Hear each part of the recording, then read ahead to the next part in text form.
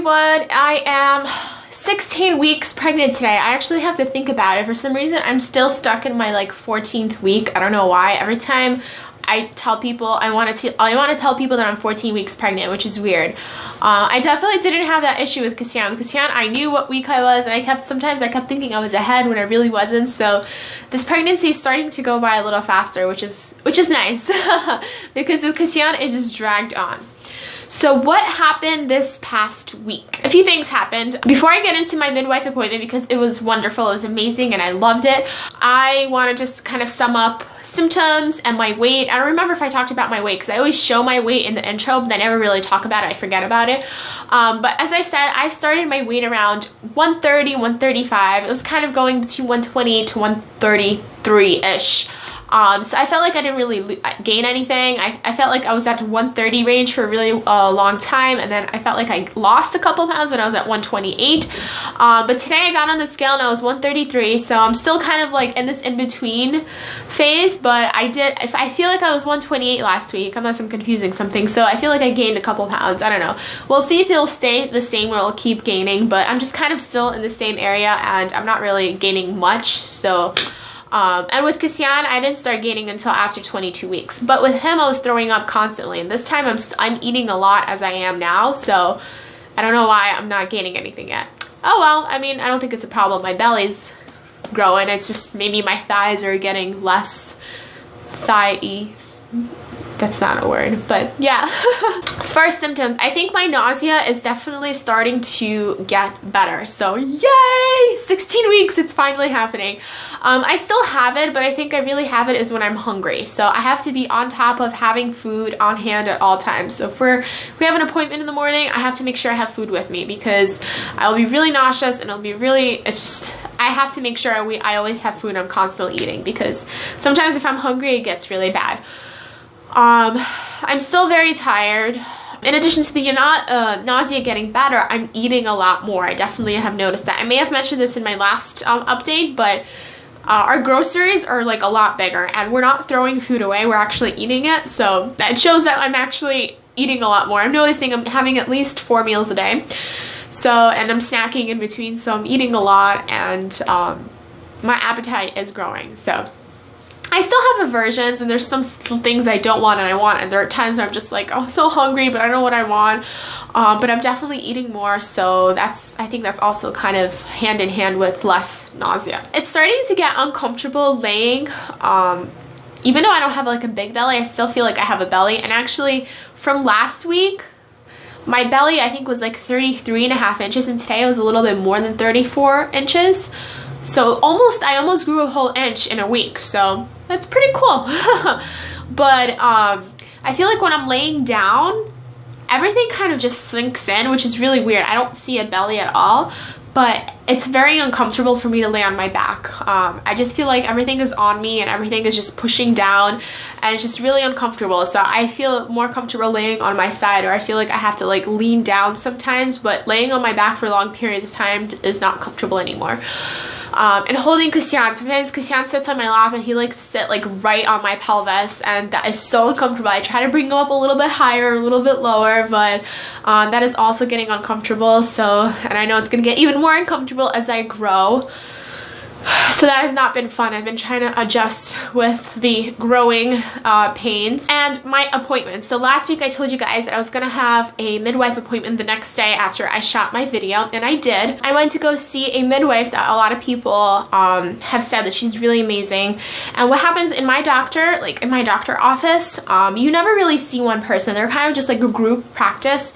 So there's different doctors. There's OBs you can see, and there's also midwives you can see, and a lot of the time it really just depends on who's available when you need to be scheduled.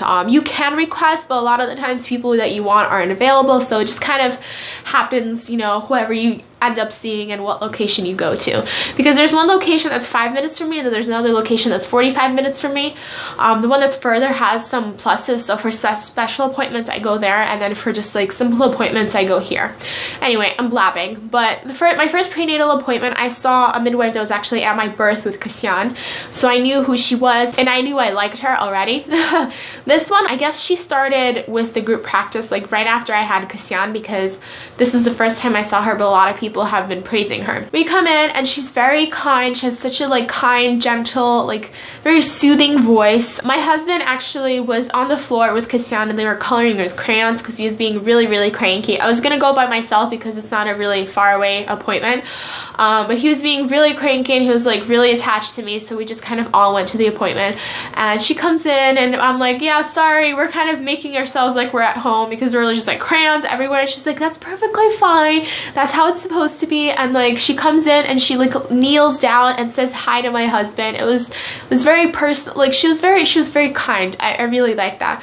And as we were talking, I really liked her personality and the way she was talking. She was very kind, just full of compassion, and it was just a very nice appointment. There's some doctors that they really don't care, they just want to be in and out, and she took her time. She was just very smiley and she was very, I don't know, I really liked her. And as we're talking, we got into the topic of home births, and how that happened was because I was telling her, a lot of people were telling me that, you know, you're a really good midwife, so I was really excited to have an appointment with you. And she was telling me how she is only going to be in the practice until the end of May. So my next appointment is with her, and I'm still gonna have her for April, and I might still be able to see her in May, I'm not sure. And the reason is because she's taking over a midwife's practice that is probably the only practice in here in our area that does home births. And once we started talking about it, because I am actually considering a home birth, and if everything goes well, that is what I'm planning to do with this baby. I haven't really talked about it much because one, is a very controversial topic. A lot of people are, you know, they either have no opinion about it, or they're really against it, or they're really for it. It's just one of those topics that people can very strongly be against. And I have opened up about it to some people, and they were just like trying to convince me to do otherwise. So when I saw her like tell me about home births, and I told her I'm considering a home birth, we just kind of had this connection, had this really nice conversation about home births. It was really nice. And another thing I really liked is that when we were doing the heartbeat, she just completely gave the Doppler to my husband, and she's like offering for Kasyan to help find the heartbeat. He didn't want anything to do with it because he didn't understand, but she was very like, you know, hands-on, like have your husband find the heartbeat, have, you know, your son help. She was so kind. I love her. And I'm really excited. I'm gonna see her next month as well. So the appointment went great. Everything is awesome. My anatomy scan has been scheduled also. That's the big thing. How did I forget about that? They won't see me until I'm 20 weeks, unfortunately. So my anatomy scan is exactly 4 weeks from tomorrow, which will be for you today when the video's probably up. Might be up today, I don't know. So in exactly 4 weeks, we will get to find out the gender. So I tried to schedule it like at least a couple days earlier, and they would not. They're like, you have to be 20 weeks, unfortunately. So boo, then I don't get to get it earlier, but yay, it's finally scheduled, and I know that this is the date that we're gonna find out, and we're really excited, and we're like thinking about how to reveal the gender for now. And it's exciting. Speaking of the gender, I had a dream who the baby was. I have absolutely no feeling. I have no instinct like who the baby is. Like I mentioned, like I think it would be really nice to have a boy and a girl. My husband wants 2 boys, but either way we'd be excited whoever the baby is. But I had a dream that I went for some sort of prenatal appointment. There was an ultrasound machine there, but it was like in a house setting. It was really weird. And the person that was like doing the appointment with me, I was like, can you like do an ultrasound to find out the gender? And they were like, no, we can't do the gender until 20 weeks. And then the person leaves, and I'm like there for a few minutes, like alone in the room with this ultrasound machine in front of me. So I kind of sneak the ultrasound machine and I put it on my belly. And I see like the dream was so vivid, like I see a distinct like 3D baby with a 3D penis, like it was a boy.